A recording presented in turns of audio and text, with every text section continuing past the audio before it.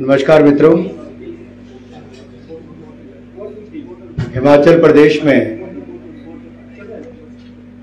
होने वाले विधानसभा चुनावों में भारतीय जनता पार्टी एक बार फिर अपना रिपोर्ट कार्ड लेकर जनता के बीच में जाएगी। डबल इंजन की सरकार की उपलब्धियों को जन जन तक पहुंचाएगी।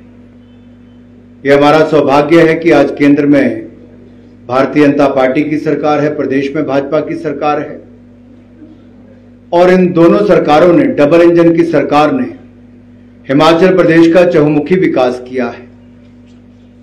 आज अगर मैं हिमाचल प्रदेश की बात करूं तो जो 5 साल पहले नजर नहीं आता था, आज हिमाचल प्रदेश में ट्रिपल आईटी भी है, आईआईटी भी है, आईआईएम भी है, सेंट्रल यूनिवर्सिटी भी है, एनआईटी भी है और 6 मेडिकल कॉलेज, 1500 करोड़ रुपए की लागत से एम्स अस्पताल, 100 सीट का मेडिकल कॉलेज, 60 सीट का नर्सिंग कॉलेज और लगभग 400 करोड़ रुपए की लागत से पीजीआई सैटेलाइट केंद्र, और ऐसा ही नहीं, 180 करोड़ रुपए की लागत से हाइड्रो इंजीनियरिंग कॉलेज, 500 करोड़ की सेंट्रल यूनिवर्सिटी, ना जाने कितने शिक्षण संस्थान, केंद्रीय विद्यालय, 4 लेन सड़कें, रेलवे जो कभी होता ही नहीं थी वो ऊना से लेकर दौलतपुर चौक तक पूरी कर ली गई। बनपुली बिलासपुर रेलवे लाइन का काम तेज गति से शुरू करवाया गया है, जमीन अधिग्रहण का काम किया गया है। मैं तो ये कहूंगा, ये विकास की रफ्तार है, फिर भाजपा सरकार है और ये विकास की रफ्तार को हम थमने नहीं देंगे। हिमाचल के चहुमुखी विकास के लिए ये डबल इंजन की सरकार फिर वापस आएगी।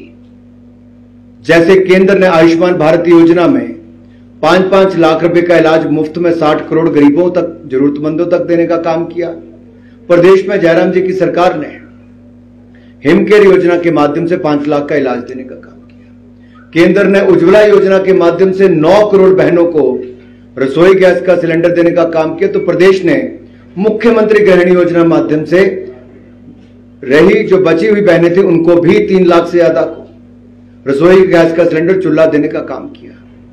केंद्र ने आपदा के समय 80 करोड़ गरीब और जरूरतमंदों को 5-5 किलो अनाज 28 महीने तक मुफ्त में देने का काम किया, मदद की। वहीं पर प्रदेश ने लगभग 400 करोड़ रुपए खर्च करके अपनी ओर से भी योगदान किया और अन्न देने का काम किया। केंद्र ने अगर 200 करोड़ वैक्सीन देश भर के लोगों को लगवाने का काम किया, तो हिमाचल प्रदेश ने नंबर 1 पर पहली डोज भी और दूसरी डोज लगाने का कीर्तिमान स्थापित किया। हर क्षेत्र में डबल इंजन की ताकत क्या होती है, केंद्र के साथ प्रदेश ने अपना काम कैसे किया है। ये डबल इंजन की गाड़ी भाजपा संघ पहाड़ी, और ये डबल इंजन की गाड़ी भाजपा संघ पहाड़ी ये दिखाएगा इस बार, जो पहले नहीं हुआ इस बार फिर सरकार रिपीट करेगी, भारतीय जनता पार्टी की सरकार आएगी। और जो और प्रोजेक्ट हैं, अब केबल कार से यानी कि रोपवे से, चाहे शिमला हो या राज्य के बाकी हिस्से हो, उनको जोड़ने का काम किया जाएगा। रेल नेटवर्क का विस्तार किया जाएगा। हिमाचल प्रदेश में जब कहीं कांग्रेस की सरकारें थी तब जमीन अधिग्रहण तक नहीं किया गया। ये मोदी जी की सरकार है, ऊना तलवाड़ा रेलवे लाइन को दौलतपुर चौक तक पूरा कर लिया गया। और जो देश की सबसे आधुनिक ट्रेन, सबसे ज्यादा सुविधाओं वाली ट्रेन और सबसे तेज रफ्तार वाली ट्रेन वंदे भारत एक्सप्रेस देश की चौथी कोई चली तो हिमाचल प्रदेश के अंब इंदौरा ऊना से चली। ये कल तक कोई कल्पना नहीं कर सकता था। शिमला के लिए फ्लाइट चलाई गई, धर्मशाला के लिए 4-4, 5-5 फ्लाइट चलाई गई, कुल्लू के लिए फ्लाइट चलाई गई, उड़ान योजना से जोड़ा गया, हेलीकॉप्टर की सेवाएं दी गई, हेलीपैड बनाए गए, पर्यटन के क्षेत्र में बढ़ावा मिला है। आप कोई क्षेत्र उठाकर देखिए, शिक्षा का क्षेत्र हो तब हिमाचल आगे है, स्वास्थ्य का क्षेत्र हो तब हिमाचल आगे है। औसतन अगर आप देखो, राष्ट्रीय औसत देखोगे तो मेडिकल कॉलेज की सीटें हैं वो देश भर की औसत से हिमाचल प्रदेश में जाता है। मैं अपने संसदीय क्षेत्र का एक उदाहरण बताना चाहता हूं। एम्स, पीजीआई और मेडिकल कॉलेज भी, तीनों जिलों में। सेंट्रल यूनिवर्सिटी भी, ट्रिपल आईटी भी, एनआईटी भी, हाइड्रो इंजीनियरिंग कॉलेज भी, टेक्निकल यूनिवर्सिटी भी, केंद्रीय विद्यालय भी, विश्वविद्यालय भी, ऊना तलवाड़ा रेलवे लाइन भी, तो भानुपल्ली बिलासपुर रेलवे लाइन भी। अगर कीरतपुर से लेकर बिलासपुर के लिए 4 लेन बनकर लगभग तैयार होने वाला है तो 2 घंटे 40 मिनट का समय 30 मिनट में पूरा हो जाएगा। मटौर से शिमला की सड़क दुगनी से ज्यादा चौड़ी हो जाएगी। यह डबल इंजन की रफ्तार है, फिर प्रदेश में भाजपा सरकार है। और मैं आपसे यही निवेदन करने आया हूं, आपके माध्यम से प्रदेश की जनता से, कि फिर वहीं पर मोहर लगाएं, कमल का बटन दबाएं 12 नवंबर को और भारतीय जनता पार्टी की सरकार बनाएं। आपके कुछ प्रश्न हो तो आप पूछ सकते हैं। अनुराग जी, आपने उपलब्धियां गिनवाई भाजपा सरकार की, और अभी हाल ही में 3 नवंबर को आरबीआई की एक बैठक है महंगाई को लेकर, बहुत ही महत्वपूर्ण, जिसमें महंगाई दर 6 से ऊपर चली गई है। तो आप क्या सोचते हैं कि कुछ राहत मिल पाएगी इस बैठक के बाद? मैं धन्यवादी हूं, आपने सवाल पूछा है।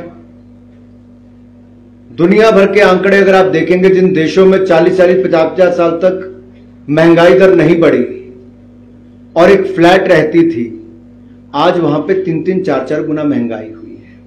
अगर आप कांग्रेस का कार्यकाल देखेंगे, 2013-14 का भी उठाकर देखोगे तो 14% महंगाई थी। उस समय कोविड-19 पैंडेमिक नहीं थी, उसमें सप्लाई चेन डिसरप्ट नहीं हुई थी, उसमें अंतरराष्ट्रीय स्तर पर तेल की कीमतें इतनी नहीं बढ़ी थी, दुनिया के किसी देश में युद्ध नहीं चल रहा था। कोविड-19 महामारी के समय भी नरेंद्र मोदी जी की सरकार ने जो रिफॉर्म्स किए, आत्मनिर्भर भारत की सोच को लेकर जो आगे बढ़े, आज भारत की अर्थव्यवस्था दुनिया की बड़ी अर्थव्यवस्थाओं में सबसे तेजी से बढ़ने वाली अर्थव्यवस्था है। वर्ल्ड बैंक हो, आईएमएफ हो, सबने कहा है बड़ी अर्थव्यवस्थाओं में भारत सबसे तेजी के साथ बढ़ रहा है। भारत 10वें नंबर की अर्थव्यवस्था थी, हमने इंग्लैंड को पछाड़कर दुनिया की 5वें नंबर की अर्थव्यवस्था बने। और जिस रफ्तार से हम चले हैं, $5 ट्रिलियन इकोनॉमी भी बनेंगे और दुनिया की पहली 3 अर्थव्यवस्थाओं में आने वाले समय में खड़ा होंगे। दुनिया ने भारत को दुनिया का भविष्य बताया है। कल राष्ट्रपति पुतिन की बात सुने तो प्रधानमंत्री मोदी जी के बारे में जिन्होंने कहा, यह पहली बार किसी का नहीं, दुनिया का नजरिया जो भारत के प्रति बदला है, यह भारत की बढ़ती साख, नए भारत की पहचान, और मैं तो कह सकता हूं सशक्त भारत, नया भारत, उस दिशा में हम आगे बढ़े हैं और आत्मनिर्भर भारत से इसका रास्ता निकला है। महंगाई पर तो हम कुछ लगाया ही, तेल की कीमतों में भी हमने केंद्र के टैक्सों में कटौती की, जहां भाजपा की सरकारें वहां पे कटौती की, लेकिन जहां कांग्रेस शासित राज्य हैं या विपक्षी दल हैं वहां पर कटौती नहीं हुई।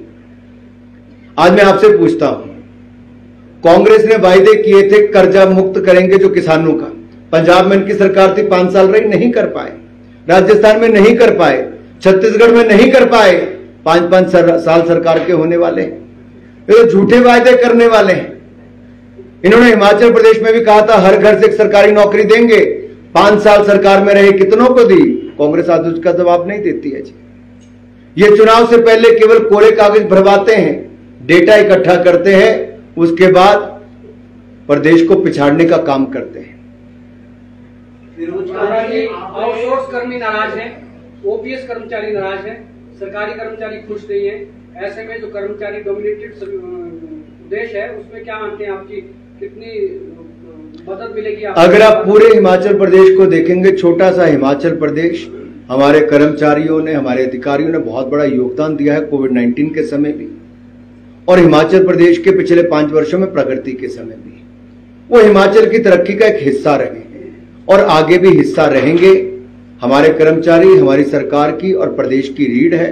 मुझे पूर्ण विश्वास है वो भी इस बार भारतीय जनता पार्टी को ही जिताएंगे, क्योंकि वो जानते हैं अगर देश को आगे बढ़ाना है तो हिमाचल प्रदेश का योगदान जरूरी है और हिमाचल प्रदेश लगातार योगदान कर रहा है। हम कर्मचारियों को महंगाई भत्ता देने के साथ साथ आम जनता में भी जो 60 साल की उम्र से ज्यादा वाले उनको पेंशन देने का काम भाजपा ने किया है। बिजली के बिल माफ किए हैं, पानी के बिल माफ किए हैं। आज एक वीडियो वायरल हो रही है सर मुख्यमंत्री की कि अगर पेंशन लेनी है तो इलेक्शन लड़ो, और बहुत हर मोबाइल पे आज की डेट में वो है ना, मुख्यमंत्री की तरफ से इसमें कोई एक्सप्रेशन नहीं है। मैं सिर्फ इतना कहूंगा, बदला है हिमाचल, बदलेंगे रीत, फिर होगी भाजपा की जीत। सर, बेरोजगारी में हिमाचल 6ठे स्थान पर है, 10 स्थानों में 6ठे स्थान पर है, इसके बारे में आप क्या बोलेंगे? रोजगार स्वरोजगार के अवसर कैसे उत्पन्न होते हैं? अच्छा वो आपने सवाल पूछा, और मैं तो चाहता हूं कांग्रेस के मित्र इसका जवाब जरूर दें। आज तक हिमाचल प्रदेश में सरकारी नौकरियों के अलावा स्वरोजगार रोजगार के अवसर कहां आए? जब प्रेम कुमार धूमल जी की सरकार थी, अटल बिहारी वाजपेयी जी देश के प्रधानमंत्री थे, 1 दिसंबर 2002 को इसी शिमला में सोलन भी आए थे अटल जी, औद्योगिक पैकेज की घोषणा की थी। हिमाचल प्रदेश में अगर आज 4 लाख से ज्यादा लोगों को रोजगार स्वरोजगार प्राइवेट क्षेत्र में मिला तो अटल बिहारी वाजपेयी, भारतीय जनता पार्टी, प्रेम कुमार धूमल जी की देन है। आज नरेंद्र मोदी जी की सरकार है, मेडिकल डिवाइस पार्क जहां हजारों करोड़ का निवेश आएगा, और बर्ड ड्रग पार्क जो हमारी फार्मा इंडस्ट्री है उसके लिए रॉ मटेरियल बनाने के लिए 15 से 20 हजार करोड़ का निवेश और 20 से 30 हजार लोगों को रोजगार के अवसर, स्वरोजगार के अवसर देंगे। ये कदम हम उठा रहे हैं। रेल की पटरियां हम बना रहे हैं, चौड़ी सड़कें हम बना रहे हैं, आधारभूत ढांचा इंफ्रास्ट्रक्चर भाजपा बना रही है, जिसके माध्यम से उद्योग भी आएगा, पर्यटन को भी बढ़ावा मिलेगा और रोजगार स्वरोजगार के अवसर भी वहीं से उत्पन्न होंगे। मुद्रा योजना बगैर गारंटी के, बगैर जमीन गिरवी रखे आपको मिलता है। देश में 34 करोड़ खाता धारकों को मिला, 18 करोड़ 36 लाख से ज्यादा SC/ST के लोगों को मिला। महिलाएं 55-60% ज्यादा इसकी भागीदार हैं। आप देखिए स्टार्टअप इकोसिस्टम, देश में कहां थे हम? दुनिया में कहीं नहीं थे। हमारी सरकार आई, स्टार्टअप इकोसिस्टम में 75,000 से ज्यादा स्टार्टअप्स बने। दुनिया का तीसरा स्टार्टअप इकोसिस्टम भारत बना। कितनी यूनिकॉर्न्स बनी? 107। कोविड के समय 50 से ज्यादा यूनिकॉर्न बनी स्टार्टअप। क्या ये बदलते भारत की तस्वीर नहीं? इसमें हिमाचल भी योगदान देगा, उस दिशा में हम लोग काम कर रहे हैं। सर, आपने एक बयान में कहा था एक इंटरव्यू में कि सीएम का फेस जो है पार्टी हाईकमान तय करेगी, वहीं नड्डा जी कह रहे हैं कि सीएम जो है जयराम जी के नेतृत्व में चुनाव लड़ा जाएगा, वही दे सकते। आपका स्टेप क्या है? सीएम तो जयराम जी है ही हैं, वो तो एग्जिस्टिंग है। जब राष्ट्रीय अध्यक्ष कह रहे हैं तो मुझसे क्यों पूछ रहे हैं? राष्ट्रीय अध्यक्ष से पार्टी में ऊपर कुछ नहीं होता जी।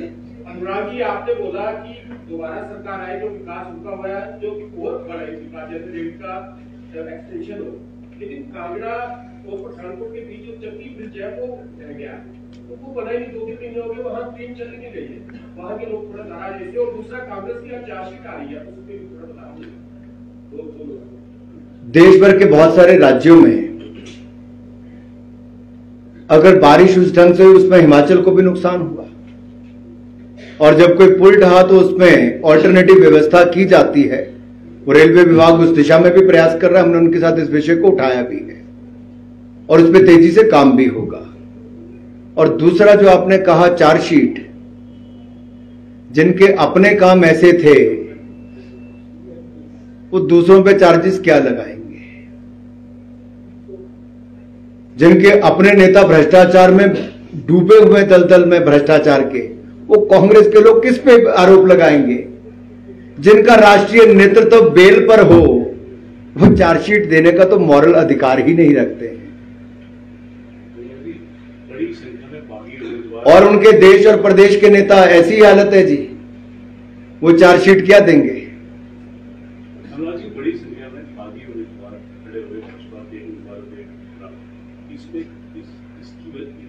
देखिए, किसी भी चुनाव में जब टिकट का आवंटन होता है तो आप देखेंगे हर राजनीतिक दल के कुछ ना कुछ लोगों की इच्छा होती है कि चुनाव लड़े। स्वाभाविक है, सबको टिकट नहीं मिल पाता है, और कई बार पार्टी के कुछ ऐसे वरिष्ठ नेता होते हैं, उनको लगता है कि इंडिपेंडेंट लड़े, लेकिन उनको मनाने का प्रयास है। आज दोपहर तक का हमारे पास समय है, आप देखेंगे काफी लोग आज विड्रॉ भी करेंगे और बहुत सारे लोग उसमें से निकल जाएंगे। संसदीय कार्य मंत्री सुरेश भारद्वाज जी की सीट बदली गई तो कार्यकर्ताओं ने ये तर्क दिया कि पूर्व मुख्यमंत्री प्रोफेसर प्रेम कुमार धूमल की तर्ज पर उनको भी सक्रिय राजनीति से हटाने का काम किया जा रहा है। अब क्या भाजपा ने ये नया ट्रेंड सेट किया सर? देखिए, पार्टी बहुत सारे चीजों को मद्देनजर रखते हुए रणनीति तय करती कि किसको कहां से लड़ाना है। और कोई राजनीतिक दल ये नहीं चाहता कि उसकी सीटें कम आए। वो रणनीति के तहत आपको कभी एक सीट से कभी दूसरी से लड़ाया जाता है। हमें हिमाचल में आदत नहीं है, क्योंकि छोटा राज्य है, लोग एक ही सीट से लड़ने की आदत होती है। लेकिन देश भर में देखेंगे अलग अलग सीटों से नेता लड़ते रहे हैं। और हिमाचल प्रदेश में भी सुरेश भारद्वाज जी की अगर मैं बात करूं, पूर्व सांसद रहे, पार्टी के पूर्व अध्यक्ष रहे, प्रदेश में बहुत सफल मंत्री रहे और एक सफल विधायक के रूप में भी उनका कद इतना बड़ा है कि किसी भी सीट से लड़ेंगे जीतेंगे और हम एक सीट की और एडिशन करेंगे। भावुकता में बहे आपके आंसू भाजपा को सींचने का काम करेंगे या फिर बहाने का? देखिए, जब आप कार्यकर्ताओं के बीच में रहकर काम करते हैं और आपने 5 वर्षों तक कार्यकर्ताओं की मेहनत देखी होती है, उनके अथक प्रयास देखे होते हैं, जिन्होंने ना तूफान देखा, ना आंधी देखी, ना बारिश देखा, ना सर्दी गर्मी का मौसम देखा, लेकिन भारतीय जनता पार्टी को पोलिंग बूथ पर मजबूत किया, जिसने चुनाव हारने के बाद भी मेरे लोकसभा चुनाव में 28,000 मतों से ज्यादा की लीड दिलाई हो, ये समर्पित कार्यकर्ता भारतीय जनता पार्टी में है। और उसका उदाहरण धूमल जी ने एक नेता के रूप में करके दिखाया है कि 2017 के टिकटार्थी थे, 5 साल तक उस विधानसभा को सींचकर जिसको भी टिकट मिलती उसको देने के लिए पूरी विधानसभा सींची भी और जीत की स्थिति में लाकर खड़ा भी किया है। और उन्होंने 2 महीने पहले ही माननीय प्रधानमंत्री जी को पत्र लिखकर और उससे पहले पार्टी के नेतृत्व को बता दिया था कि चुनाव नहीं लड़ेंगे, जो पार्टी के नियम है उनके अनुसार एक कार्यकर्ता के रूप में काम करेंगे। और मुझे लगता है कि ऐसा उदाहरण धूमल जी ने सेट किया है कि कार्यकर्ता क्या होता है। वो चुनाव के बाद 2017 के बाद 15 दिन के बाद फील्ड में पोलिंग बूथ का गठन से लेकर पार्टी को मजबूत करने के लिए उतरे। ये देश में शायद उदाहरण कहीं पर मिलता है तो हिमाचल प्रदेश में। और यही दिखाता है कि जहां पर हमें कहा जाता था डाइयानी मुकदा, यानी कि 2.5 साल की सरकार खत्म नहीं होती, वहां 5 साल की सरकार एक बार नहीं 2-2 बार चलाने का काम भी किया और पिछली बार भी पूर्ण बहुमत की सरकार लाने का काम किया। सर, मैं Nida Ahmed, Noida film city science news India. आप टीका लगाया हुआ पौधा है जो धीरे धीरे बड़ा हो रहा है। मेरा सवाल आपसे ये है कि सब लोगों से निपट के क्या आप अपने कीमती वक्त में से सिर्फ 5 मिनट मुझे दे सकते हैं? चलिए, धन्यवाद। अनुराग जी, मेरा सवाल ये है कि कई वरिष्ठ नेताओं के टिकट भी कटे हैं, जिनमें नाम धूमल जी है या सिंह है और गुलाब सिंह जी है, कई नाम है। क्या वरिष्ठ नेताओं को इग्नोर करके सत्ता में वापसी हो सकती है, रिवाज बदला जाए? टिकट पार्टी बहुत सारे बातें तय करती है और जैसे मैंने पहले कहा, समय समय पर पार्टी अपनी रणनीति भी तय करती है और पार्टी में सब विचार मंथन करने के बाद ही तय किया जाता है कि हमें आगे कैसे बढ़ना है। और जो पार्टी हाईकमान ने तय किया उसी निर्देश पर प्रदेश नेतृत्व के साथ तय करके टिकट का आवंटन हुआ है। और मैं ये कह सकता हूं, हमारे जो नए उम्मीदवार भी हैं वो बहुत लोकप्रिय भी हैं और चुनाव जीतने की स्थिति में भी है। हम पहले से ज्यादा सीटें जीतेंगे और फिर भारतीय जनता पार्टी की सरकार हिमाचल प्रदेश में बनाएंगे। अनुराग जी, केजरीवाल जी ने जो लोग हैं उन पर लक्ष्मी और गणेश जी के फोटो लगाने की बात कही है, आपका क्या स्टैंड है इस पर? जो राम मंदिर का विरोध करते थे और जिन पार्टी के नेता खुले में आकर हिंदू देवी देवताओं का अपमान करते थे, जिनको अपने मंत्री को मंत्री पद से हटाना पड़ा, वो अरविंद केजरीवाल जी अराजकता के प्रतीक हैं, फर्जी बातें करने वाले हैं। और मैं तो ये कहना चाहता हूं, ये तो नया नया प्रोपेगेंडा शगुफा छोड़ते हैं ताकि इनके भ्रष्टाचार की कहानी पे ज्यादा चर्चा ना हो।